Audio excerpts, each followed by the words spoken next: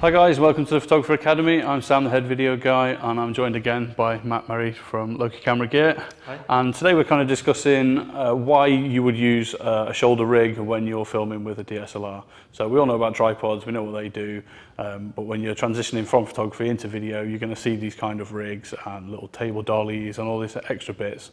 So we're going to quickly just kind of give you an idea as to why we use these. So Matt, the Loki system is a bit of a unique thing within the kind of sport market that it actually has multiple ways of being used, doesn't it? So it can be used as a shoulder rig, it must be a cage and a table dolly. So we're just going to quickly show you how each of those setups works, and then we'll give you some suggestions as to how you would use those in a real world environment. Okay, so this is the kind of primary setup of the Loki system, which is the standard shoulder rig configuration. So we've got the arm bar here, which you can push into your shoulder. So if I just pick that up there, like that. So what are the main kind of benefits and uses of this particular setup, Matt? Why would somebody want to use this version of the rig? So we've had a lot of people filming weddings, perhaps the bridal preps and a bridal suite. It's not necessarily a really big room. The bride doesn't necessarily want a giant tripod set up in a corner. So what you can do with this, you can have it handheld, you can get some really nice close-up detail shots of maybe having the hair and makeup done, again just sort of capturing the mood and feel for the day. But you can then move around the room very easily, you're not in everyone's way, if you've got people getting changed and stuff brought in and out. So you have that kind of flexibility to kind of respond to your environment, but still capture usable, shake-free shots. And then with accessories such as a follow focus, which we have on the front, again you can get a really nice shift on focus, so you can just add a lot of sort of cinematic depth to the video you're shooting.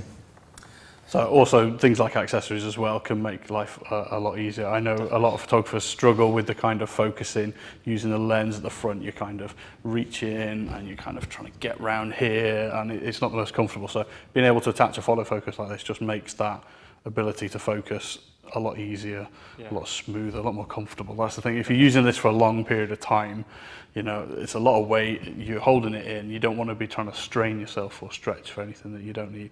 And also something like a matte box as well, nice for cutting out that extraneous kind of, you don't want any flares on the lens or anything like that. Also, this is quite a cheap matte box, but some of the more expensive ones you can add kind of your filters, your 4x4s, just slotting them in and stuff like that. So that's quite nice, isn't it?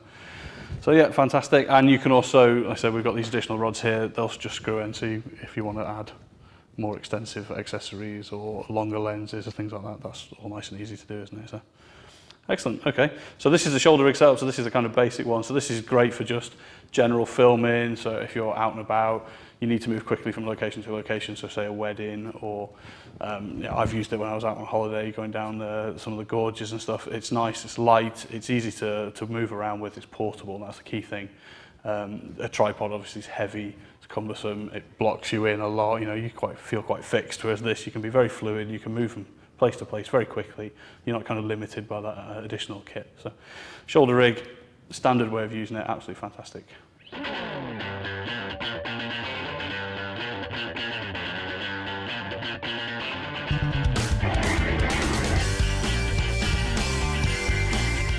Okay, so this is the secondary configuration of the Loki One, which is the cage system. So what's different about this cage option compared to the shoulder rig?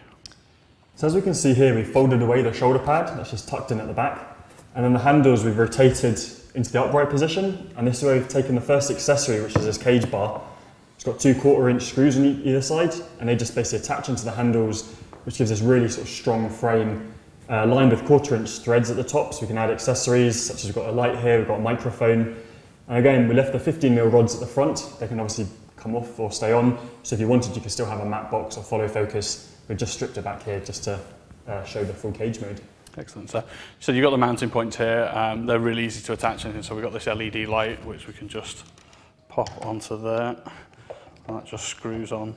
So this is great, to get that off the camera. So the weight is on the cage rather than on the camera itself. So you can see, really easy to attach. We've got a little ball head on here, so you can just angle the light however you like. You know, and these are pretty standard. This is a Manfrotto light, so I think they come with them as part of the kit. But these are really easy to get hold of on eBay and all sorts of stuff, so really easy. And again, microphone, again, they have a mounting point under there so you can have it attached.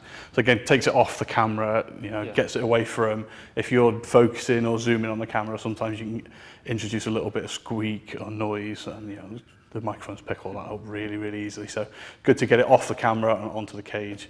Great thing about this cage as well, like you said, it's sturdy, it's kind of, you can get both hands on it, but it frees you up a little bit more than that shoulder rig, doesn't it? So you can move, you can smooth round things. It just gives you that little bit of flexibility.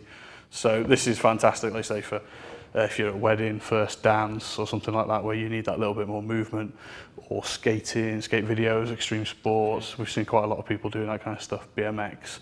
So that'd be really handy. So again, great for accessories, great for movement, and you can also fold out the shoulder rig as well if you need that additional support. So it's a hybrid mode between the two. Yeah. Exactly, yeah. I found when I was out in France with this, that this was actually really handy for walking around with. It made it a lot more comfortable. I'm not kind of like tucked in or having to grip it at an odd angle, but I did pop that shoulder rig out just to get that additional smooth action on the end there. So again, really good. So good for movement, a bit more kind of freedom than with the shoulder rig, but again, small, compact, easy to move around. That's the key part of this.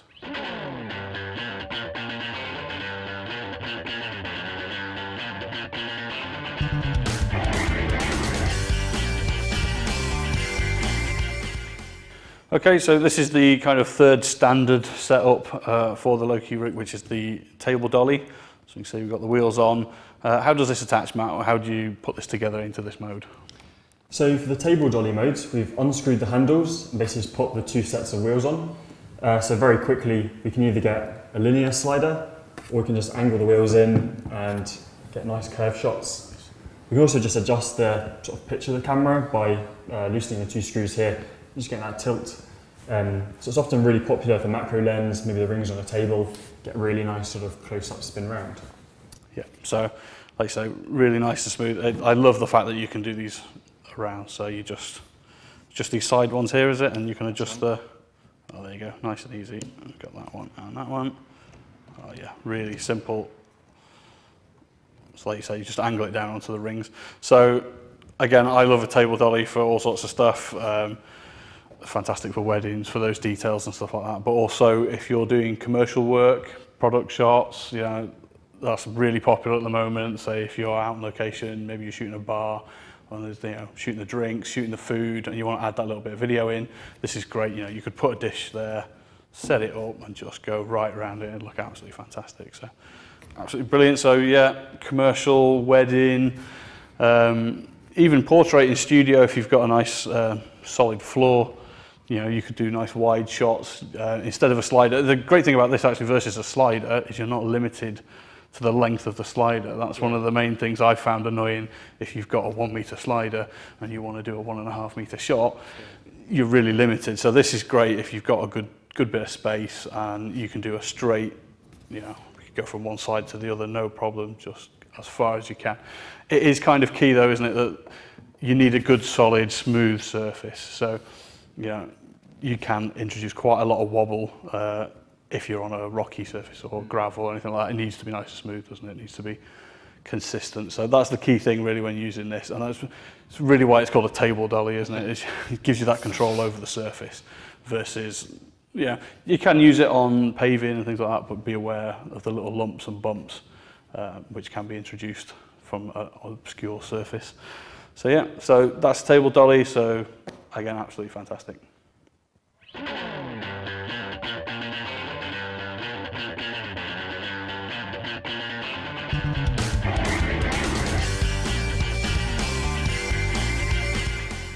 Okay, so we thought we'd just finish up with some probably less standard ways of using these various bits, you know, that we've come up with or other people have come up with. Now the unit's out in the world and people are using it, we always come up with, you know, new ways that are probably not supposed to be used like that, but it works and it works really well. So first off, what have you got over there, Matt? So what we've got here is the dolly wheels actually just attached straight to the handles, and you can still get your nice tracking shots. Again, you can still angle them. That means you can go straight from this table dolly, grab the rig, you can go into a kind of handheld shot, into a tripod maybe. So just really speed everything up and sort of transition really quickly.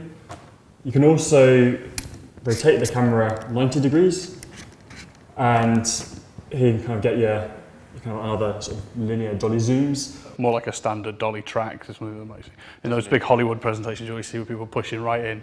That's kind of more of that rather than the round. So that's really good. Again, you can do your kind of zoom in or out as you move forward, get a kind of Hitchcock style, really dramatic shot.